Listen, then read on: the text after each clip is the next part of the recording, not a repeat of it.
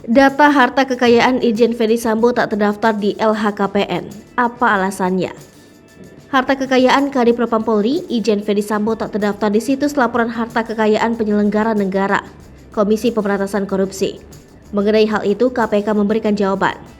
PLT juru bicara KPK, IP Mariati Kuding mengatakan, pihaknya memang belum merilis data kekayaan Kepala Divisi Propam Polri.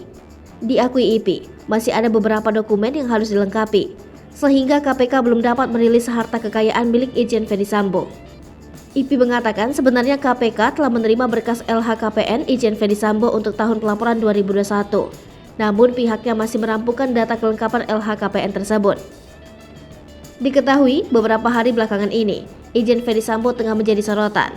Ex-Kadif Propam Polri Irjen Ferdy Sambo ditetapkan sebagai tersangka baru atas tewasnya Brigadir J alias Nofriansyah Yosua Huta Barat.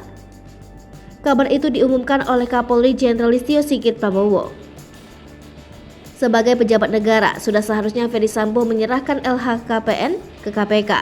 Hal ini diatur dalam Undang-Undang Nomor 28 Tahun 1999. Apalagi Ferdy Sambo menjadi sorotan setelah ajudannya Brigadir J tewas di kediaman pribadinya di Komplek Polri, Duren 3, Jakarta Selatan. Insiden berdarah itu terjadi pada Jumat 8 Juli 2022 lalu.